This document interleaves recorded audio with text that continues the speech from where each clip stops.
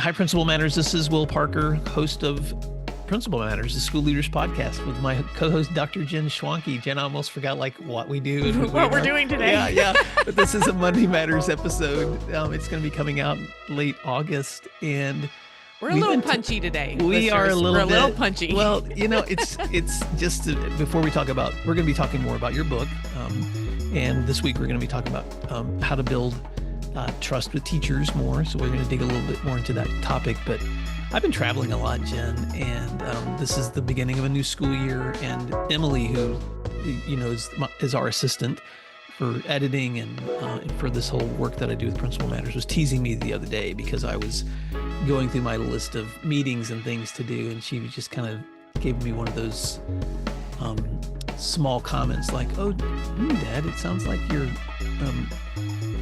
It sounds like you wish you were retired because you're talking. It's like. And so sometimes I forget. Oh yeah. There's a reason we work, and Right. and when we have the opportunity to be with people and to be engaged, we should remember that. Yeah, that's what it's called. It's called work. And so for me lately, work has been lots of roads and lots of airplanes. So I'm kind of glad. Really, I'm really glad to be sitting at home today talking to you through Zoom, Jen. Yeah. How are you doing as you step into this new school year? I'm doing great. And I'm not punchy because of travel. I'm punchy because our students are back in session. And on a personal note, my son is at college, and lots of changes. So a lot going on, the heads are spinning, but listeners should know that when Will and I start to record and we're feeling a little bit frazzled, we just dive right in. So that's what we're going to do today. Ooh, yes, ma'am. Okay, let's rewind. If you listen to this podcast regularly, Jen and I have been talking about her new book. And Jen, tell us the title of the book and where people can find it. Yep. This book is called Trusted: Trust Pillars, Trust Killers, and the Secret to Successful Schools. And it is out now. It was on pre-order for a while, but now anyone can get it at the ASCD website. That's my publisher, or at Amazon or Barnes & Noble. And of course, we'll put a link in the show notes for Jen's new book. But Jen, last time we were together, I asked you to talk about the difference between trust pillars, trust killers. And this week, I just want to talk about, and we can come back to some of those same concepts, but especially when we're working with teachers. I wanted to, because you have a chapter specifically on trust with teachers. What are some things that principals should keep in mind when it comes to avoiding those trust killers, but also relying on those trust pillars, especially when working with their own teachers? Right. Well, one of them, we touched on a few trust pillars in our last episode, but another trust pillar I wanted to talk about actually is competence. We assume that any principal who gets the master key and gets an office knows exactly what they're doing. And a lot of times that just isn't true. There's so much learning that happens on the job. And the reason I kind of landed on this when writing the book is an executive coaching session I did with a principal who was at the time working in Iowa, and he was required to get some executive coaching. And so enter me. And what he said was, my staff has, through their association, has determined that I'm incompetent and I have 1 year to turn things around. And, he was really stuck on that incompetent word because this was like his 5th principal job in like 3 different states. And he said, I know exactly what I'm doing and they think I'm incompetent. And so the very first thing when coaching with him was, I said, we have to find a way for you to avoid the blaming, the defensiveness, the avoiding culpability for problems. And we outlined together some steps that he could take that would increase his competence and thereby increase the trust that others had with him. And so I'll just quickly go through some of those, and then I'm sure you'll have some examples of how you've seen this play out as well. So I told him, I said, why don't you go back and review any evidence that you have with openness of incompetence. So look at your previous evaluations, look at what others have told you, listen to what the teachers in the association are telling you, reflect critically but openly about, previous emails, previous conversations, previous communications that you've had with staff members and what issues they may have raised. And really reflect on what the nature of the frustration that the staff is feeling. Mm. Examine those complaints and think about what they might mean about leadership. Usually, when someone says my principal is incompetent, they don't mean my principal is incompetent in every single thing. They usually mean something like my principal is not competent in running special education meetings. My principal isn't competent in training us on how to co-teach. My principal isn't competent on running a fire drill. Whatever it is, you really need to dig down to understand the situation, the processes, and the protocols that have people thinking that you're incompetent. Mm. That's so wise, Jen. Keep going, because So, that's level okay. one.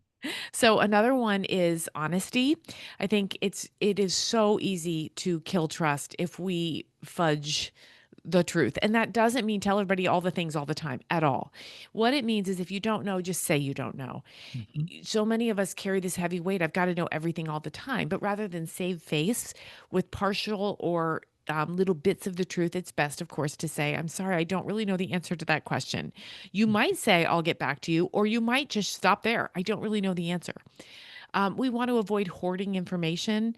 So, if we have information that can help somebody's life be a little bit easier in an educational setting, share that information, but also be sure to honor confidentiality or keep things tight that you need to keep tight.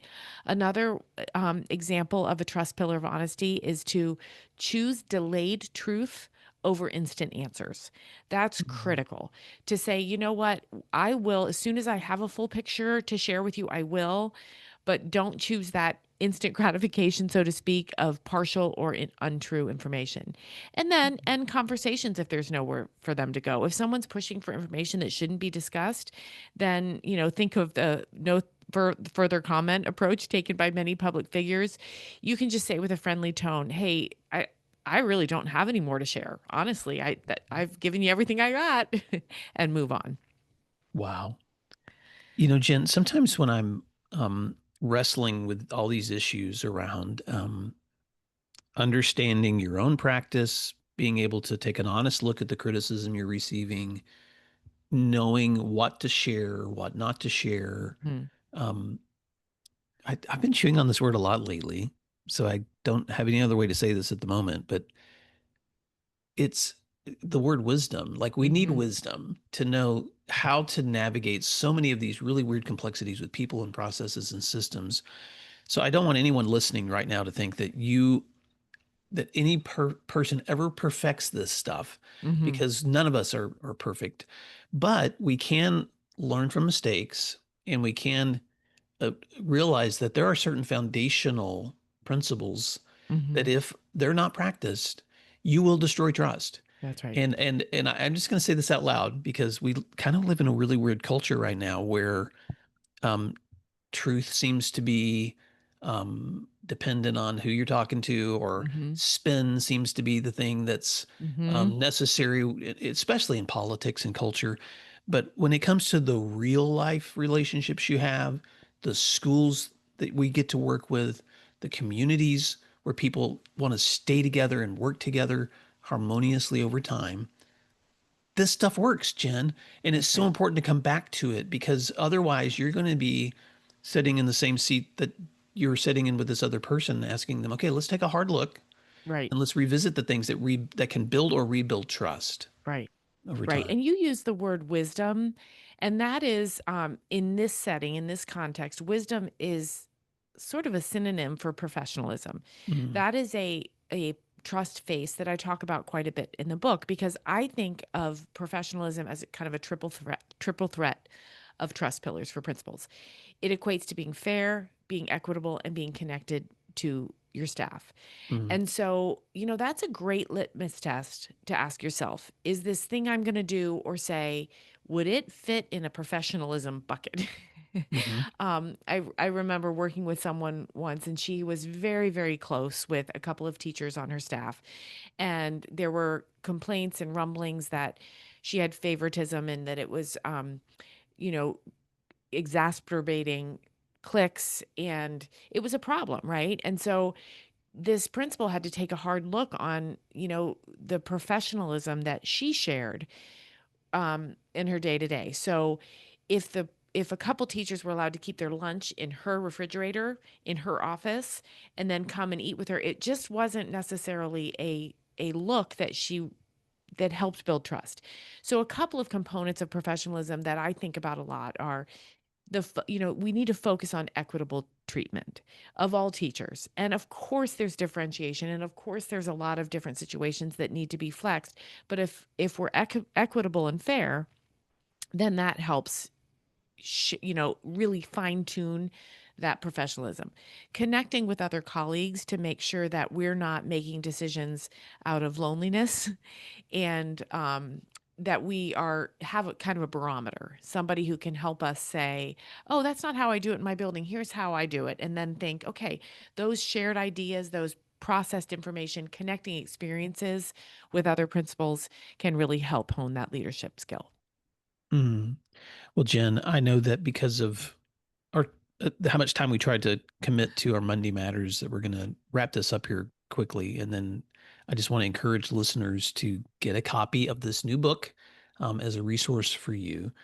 But as we wrap up, I also just want to encourage listeners that if you're looking in that mirror of your own trust, I want to come back to something you said earlier, which is, if you think critically about the nature of criticism that you're receiving, and you can see a grain of truth in there, own what you can. But if some of that criticism you're getting back is unfair or untrue, then set that aside. Right. But focus on the thing that you can address.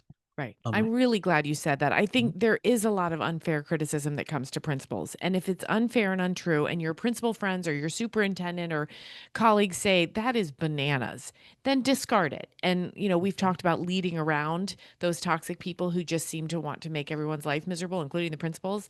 So yeah, you're right. There is time that criticism needs to be discarded. I always say, look for trends. If you hear something over and over and over again from multiple people, it might be something you need to take a look at. I love that. And there are times when people recognize that they haven't developed the capacity, or maybe they're not trustworthy. And so if that's the case, if you're looking at your own conversations and you realize that you are fudging the truth, or you are misrepresenting the facts, or you're hoarding information, which I think I love it that you said that, because telling the truth and being open is an important part. Not divulging confidentiality is important, but it's also important that you don't hoard information that could help other people. That's right. To understand what's going on too. And so all of those are a part of building the kinds of cultures of trust that we want, that we would want to be able to show up to work every day and experience, and that we want others to as well. So thank you, Jen, for this amazing resource. Yeah. And Principal Matters listeners, if you found this conversation valuable today, would you take time to share it with someone else, or to, I think it's called rating. What do they do, Jen, with podcasts? Rate the podcast, or write a review. I'm supposed to say those things. Yes, you are supposed to, but I don't know what to say either. Yeah, I forget all that. I just forget. It's probably at the end of the show. We'll put it in with me remembering. If you think we're great, go push a bunch of stars. There you go. And let other people know, so that we can keep growing the opportunity to connect with other leaders, because this is so much fun. But Jen, thank you so much for your great work. And how can leaders stay connected to you? Yes, find my newsletter at my website, jenschwanke.com. You can subscribe to my newsletter, which I have tongue-in-cheek called Principal Problems with Dr. Jen. So follow me, and you'll get a little treat in your inbox every Wednesday. Oh, and if you haven't signed up for our weekly updates, you can do that at my website at williamdparker.com. But until next time, thanks for doing what matters, and we'll talk to you soon. Thanks, everyone.